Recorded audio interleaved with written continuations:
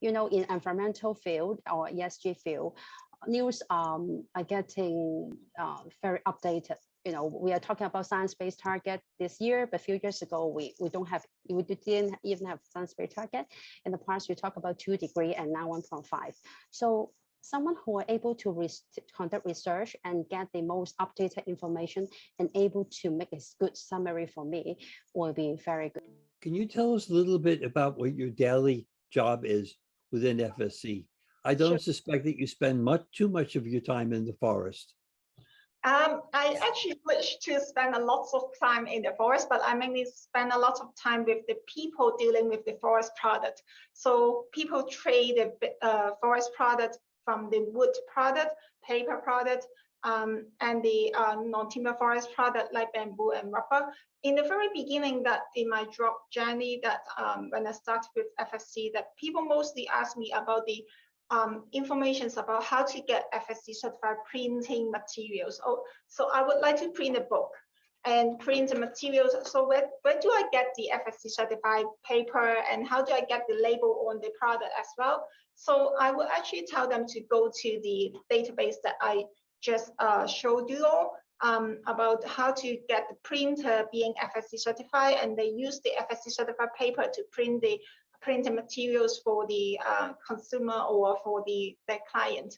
And now I'm doing much more like strategy way to promote different value chains in this region. In order to, the first priorities here is the tropical timber now.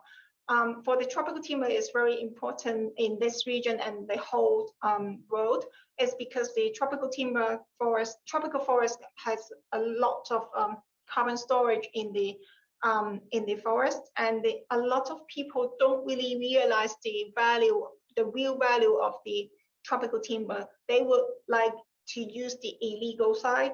So the illegal timber that they use to make the furniture, that would be charging very high, the hardwood, rosewood, and the teak, that they are not from the legal side, legal forest. And so it's actually causing a lot of deforestation.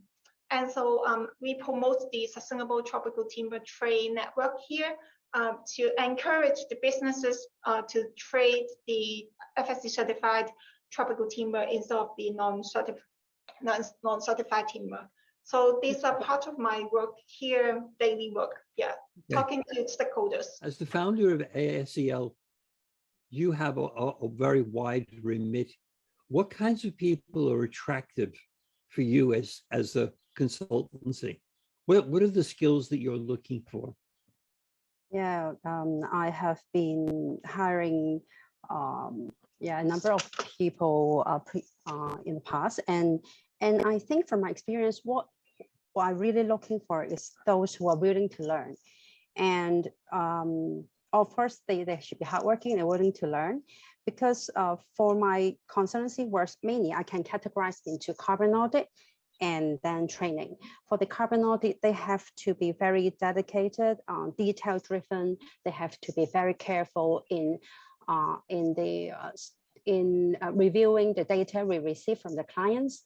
For carbon audit, we are talking about the electricity bills, the water bills that from client. They have to be very careful to sort the data and put into Excel spreadsheet for calculation. So I really would like to have someone who are detail driven and very careful. And honestly, if they whether they have very advanced Excel skills or presentation skill, that's not my first priority, because I'm willing to train. I'm willing to provide opportunity for them and to learn. So I really look for people who are willing to learn. And for the training part, because I have lots of presentation materials I have to make every day. So those who are very good in research will be having advantage. So in environmental field or ESG field, news are getting very updated. We are talking about science-based target this year, but a few years ago we didn't even have science-based target. In the past, we talk about 2 degrees and now 1.5. So someone who are able to conduct research and get the most updated information and able to make a good summary for me will be very good. So although I may teach the same topic, you know, at the beginning of the year, or I have the same topic of training by the end of the year, but I actually have to do lots of work to update the PowerPoint in the information so that I can give the audience the most updated standards out there. So someone who with good research skills and able to summarize what are really useful for me would be very useful. Thank you, Glenn. Okay. Thank you, Sophia. I mean, you're basically looking for people that are self-starters, that they're given an assignment and off they go. They do the research, you advise left, right, go ahead.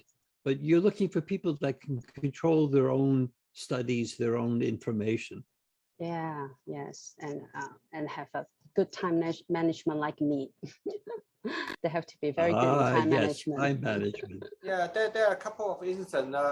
The first thing I already mentioned is because when I internally get promoted, I get additional existing customer and additional staff which I need to manage, and one of them include a green loan customer. So this green loan customer they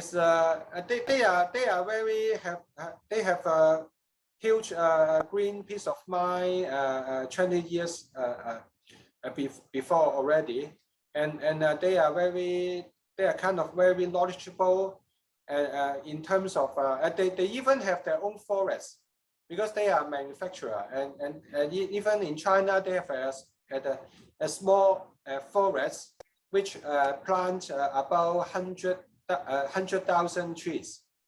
So and they are have a rich knowledge about the waterways management and also the how to do the energy saving and also solar power and so forth. So because I have this customer and I want to show how we care about them and how our knowledge can cope with them and be a good banking business partner in order to impress them. So I learn from him, and I learn from the website, and I learn from Google. This is the first thing. Another thing is I start learning. Well, most of the time I learn by myself. I attend every green seminar possible during the past 3 years ago and 2 years ago. Now currently, because I just attend so much, and then some of the topic and some of the contents become very common for me. So I'm very selective now. But so at that time I learned a lot from the media, TVs, and also there are 1 or 2 mentors within the field. Yeah, one of them is from ESG Meta. Yeah, I learned a lot from him also, and because I always ask a stupid question, and he said it's not stupid. He said there are not many. For 2 years back, it's not many people from banking industry has such curiosity about these subjects, and yeah, that's what I built up. And also last year, due to COVID, I mean the worldwide, there's a lot of pushing because of the liquidity. There are liquidity room for the investor, so they invest a lot of the environmental and new renewable energy, the ESG field. So the investment and the green lending become a hot topic. So that's why I'm thinking, you know, I better change my career. And then I also have an advantage that because I was in commercial banking, I know the way to lend to companies, and then I take this as a weapon or as a condition that, you know, if I lend you money, you must do this or you must do that, or I you know, recommend you to do that. And then we have the in the one of the green financing is called sustainability linked loan. So we lend them money, and we can give them the target, the SPD target, the sustainability target.